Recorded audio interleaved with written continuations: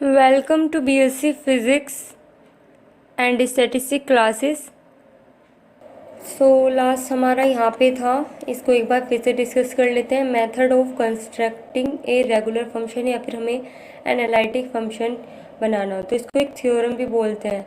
ठीक है, उस थ्योरम का नाम हम अभी बता देते हैं आपको। वो थ्योरम है आपकी मिटरे थ्योरम मेथड। ठीक है, तो देखो एफ जेड इक्वल होता है यू प्लस आई वी के।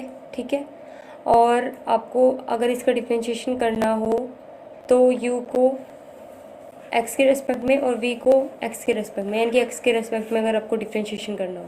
ठीक है, तो आपको अच्छे से पता है सी आर इक्वेशन होती है d you upon D x तो ऐसी, और D we upon D x equal होता है माइनस के i d you upon D Y के।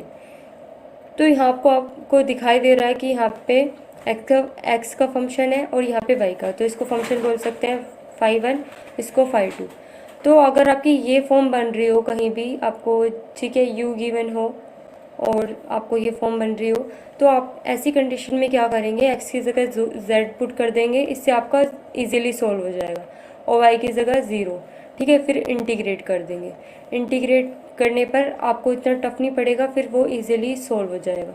तो जैसे कि ये वाला क्वेश्चन हमारा, हम बात कर रहे थे इसकी, तो यू आपको दे रखा है, तो मैंने इसका एक्स के रेस्पेक्ट में डिफ्रेंशिएशन कर लिया है और वाई के रेस्पेक्ट में। आपको अच्छे से पता है ई की पावर एक्स का डिफ्रेंशिएशन ई की पावर एक्स ही होता है, और साइन का होता है कोस। ठीक है, तो कोस वाई। तो जो हमने थ्योरम पढ़ी थी वो थ्योरम जो अभी ऊपर हमने डिस्कस किया वही यहाँ पे यूज़ करते हैं। तो एफ जेड इक्वल होता है यू प्लस आई वी के, और यू क्या, अगर हम इसका डिफ्रेंशिएशन करें एक्स के रेस्पेक्ट में तो d you upon D x plus i d we upon D x, और आपको पता है सी आर इक्वेशन के हिसाब से d we upon D x equal होता है माइनस के D you upon D Y के। ठीक है, तो d you upon D x की वैल्यू पुट करी हमने और d you upon D Y के। अब क्या करना है, हमें एक्स की जगह जेड पुट करना है और वाई की जगह ज़ीरो। एक्स की जगह जेड पुट कर देंगे और वाई की जगह ज़ीरो, तो साइन ज़ीरो क्या होता है, ज़ीरो होता है। ये तो हमारा ख़त्म ही हो गया।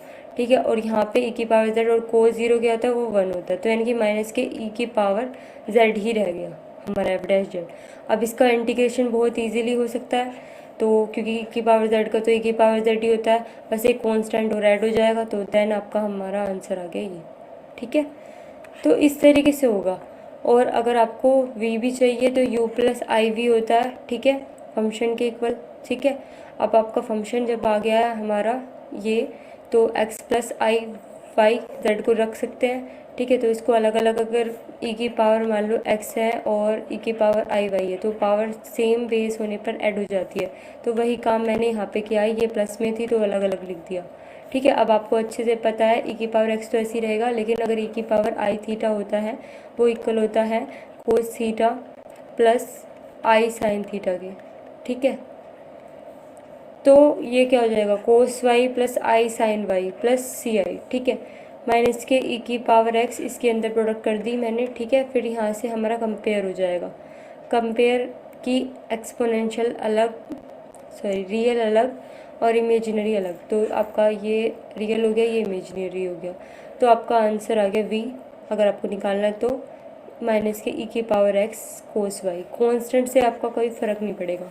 ठीक है, वो तो आपने खुद से लिया है यहाँ पे इमेजिनरी, क्योंकि कॉन्स्टेंट को हम कैसे भी मान सकते हैं। ठीक है, तो इस तरीके से होंगे। अगर आपको यू गिवन होगा तो वी निकालना, तो दो मेथड हो गए आपके, एक तो ये मिट्रे थ्योरम और एक नॉर्मल जो मैंने आपको बताया होमोजीनियस वाला। अब देखो, क्योंकि आपकी डेफिनेशन भी आती है तो इसको भी देख लेते हैं। एनालिटिक फंक्शन किसे कहते हैं, तो लेट एफ जेड जो है एक सिंगल वैल्यू फंक्शन है जो कि डिफाइन होता है डोमेन डी में, देन एफ जेड कहलाएगा analytic eight a point z note पे इफ़ इट इज़ डिफरेंशिएबल हो नॉट ओनली जेड नोट पे बट ऑल्सो जो उसका नाइबरहुड पॉइंट होगा उस पर भी, तो जो फंक्शन होगा वो एनालिटिक कहलाएगा। ठीक है, या फिर होलोमॉर्फिक फंक्शन भी इसे बोल देते हैं जो एनालिटिक होगा, और उसको रेगुलर फंक्शन भी हम बोल देते हैं। तो ये नाम आपको अच्छे से याद रखने हैं, क्योंकि आपका ऑप्शनल पेपर है तो हर पॉइंट इसी तरीके से आ सकता है।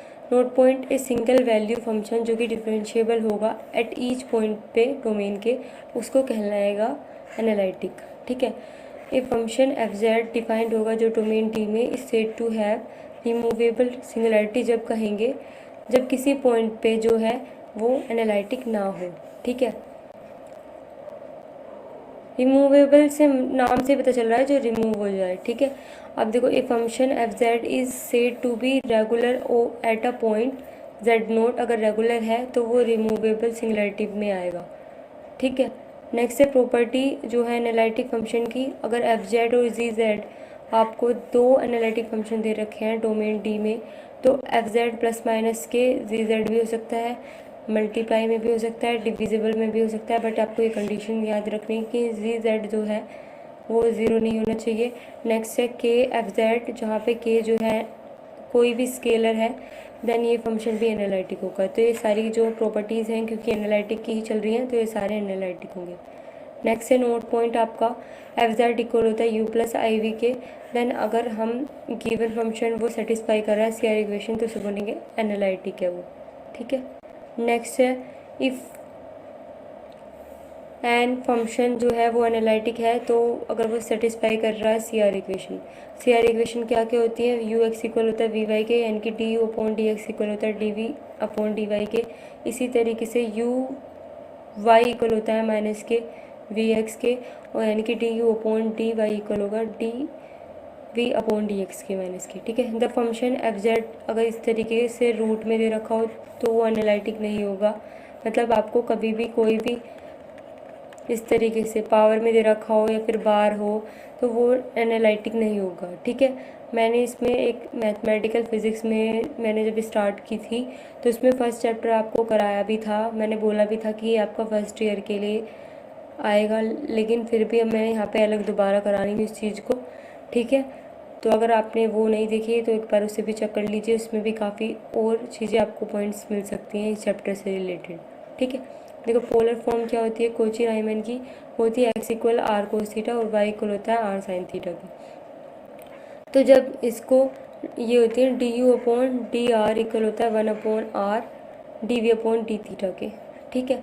और one upon r d you upon d theta equal होता है माइनस के d we upon D r के, ठीक है। यानी कि आपको इस तरीके से याद रख लेनी है आर और थीटा, जैसे कि हमारे एक्स और वाई थे आर और थीटा, जब आर यहाँ होगा और थीटा यहाँ होगा तो थीटा वाले के साथ हमारा वन अपॉन आर होगा। इसी तरीके से आपको ये पता ही है, ये यहाँ पे थीटा है और यहाँ पे आर है तो थीटा वाले के साथ वन अपॉन आर, और ये जैसे इसमें होता था कोची राइमन इक्वेशन में कि ये इक्वल होता था माइनस के, ठीक है। तो उसी तरीके से हम माइनस साइन आ गया, ठीक है। ओके ये क्लियर हुआ। डेरिवेटिव जो होगा जिससे W equal F Z in polar form वो होता है ये D W upon D R E की power I theta. If F Z equal है जेड बार के जो कि कॉन्जुगेट तो मैंने अभी आपको बताया भी है वो एनालिटिक नहीं होगा। ऑर्थोगोनल सिस्टम क्या कहेंगे, अगर दो फैमिली हैं कर्व यू, ठीक है, सी वन मान लो इसे और सी टू, वो ऑर्थोगोनल कब कहलाएंगी, जब वो फॉर्म कर रही होंगी ऑर्थोगोनल सिस्टम, कब, जब वे इंटरसेक्ट कर रही हो राइट एंगल पे एक दूसरे से, तो उसे बोलेंगे ऑर्थोगोनल, ठीक है। और जो जैसे कि टू फैमिलीज़ हैं कर्व की वो इंटरसेक्ट कर रही हैं ऑर्थोगोनली, तो m1 m2 इक्वल होगा -1 के, यानी कि D you upon D x plus d you upon D x d we upon D x plus d v u upon D y d we upon D Y equal 0 के होना चाहिए, तो वो भी आपका ऑर्थोगोनल होगा। तो ये कंडीशंस आपको याद रखनी है, ठीक है, बहुत ही इंपॉर्टेंट है। m1 m2 है स्लोप। अब देखो इफ़ एफ जेड इक्वल है यू प्लस आई वी और एनालिटिक है फंक्शन, ठीक है, then families of curve u c one है और ये सी टू ऑर्थोगोनल कहलाएंगी एक दूसरे के, ठीक है, जहाँ पे सी वन सी टू पैरामीटर है। हार्मोनिक फंक्शन अभी आपको बताया भी था, जैसे कि क्वेश्चन भी हम डिस्कस कर चुके हैं, रियल और इमेजिनरी पार्ट होते हैं एनालिटिक फंक्शन के जो कि सेटिस्फाई करता है लाप्लास इक्वेशन। लाप्लास इक्वेशन आपकी यही है कि D you square upon D x square plus d you, यानी कि इसका डबल डिफरेंशिएशन वाई के रेस्पेक्ट में इक्वल 0 के। इसी तरीके से अगर वी गिवन हो तो यहाँ पे वी आ जाएगा, ठीक है। बस एनी फंक्शन एक्स और Y possess continuous partial derivative of first and second satisfy कर रहा हो अगर इक्वेशन को, तो वो फंक्शन होगा हार्मोनिक। जैसे कि एफ जेड इक्वल ये दे रखा है लाप्लास इक्वेशन आपकी ये यू के रेस्पेक्ट में, ये वी के रेस्पेक्ट में, अगर ये 0 है तो या हार्मोनिक होगा। हार्मोनिक कॉन्जुगेट का भी जैसे हम क्वेश्चन डिस्कस कर चुके हैं, तो लेट यू एक्स वाई अगर हार्मोनिक फंक्शन है देन फंक्शन जो है वो कहलाएगा वी ए हार्मोनिक कॉन्जुगेट होगा यू के। अगर वी जो है हार्मोनिक है देन ये कंडीशंस आपकी फॉलो होनी चाहिए कि D you upon D X C R equations, ठीक है। मतलब D you upon D x equal होगा D we upon D Y के और D we upon D x equal होगा माइनस के D you upon D Y के, ठीक है। कोची रायमन इक्वेशन बोलते हैं इन्हें। नेक्स्ट थ्योरम है इफ़ एफ जेड इक्वल है यू प्लस आई वी के एनालिटिक है डोमेन डी में then v is harmonic conjugate होगा यू का, ठीक है। कन्वर्स इफ वी जो है हार्मोनिक कॉन्जुगेट है यू का, conversely if v is harmonic conjugate है यू का डोमेन डी में, तो ये भी एनालिटिक होगा, ठीक है। दो फंक्शन u और v जो है हार्मोनिक कॉन्जुगेट हैं एक दूसरे के, तब भी होंगे अगर उनका जो फंक्शन होगा वो कांस्टेंट होगा, यानी कि दे आर कांस्टेंट होंगे अगर, तभी वो हार्मोनिक होंगे। सिंपल सी बात है, माइनस हो जाए इफ़ वी यूज़ कांस्टेंट, अगर हम कहीं भी यूज़ करेंगे कांस्टेंट तो वहाँ पे हमें कांस्टेंट ही आंसर मिलेगा, ठीक है, ये याद रखना।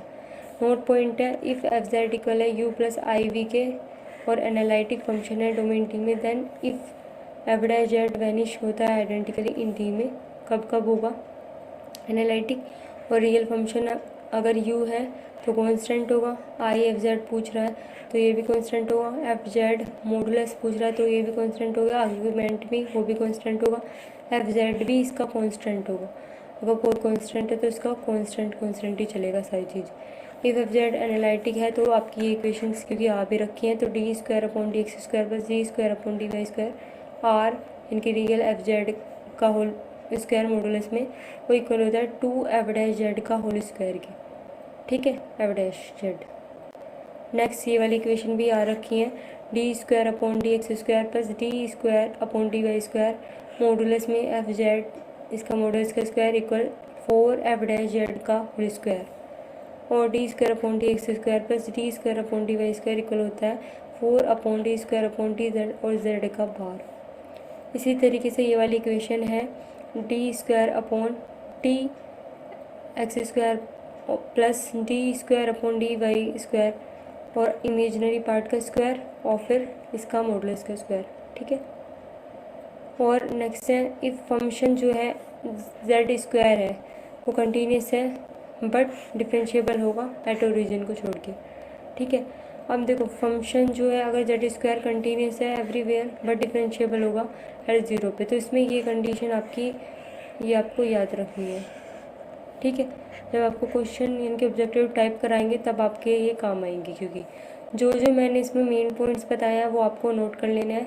बाकी अगर आप नोट्स बना रहे तो बहुत अच्छी बात है, क्योंकि आपको पहले वो रिवाइज करने हैं देन आपको ऑब्जेक्टिव टाइप जो हम कराएंगे वो, ठीक है। Thanks for watching, like share subscribe, okay, thank you.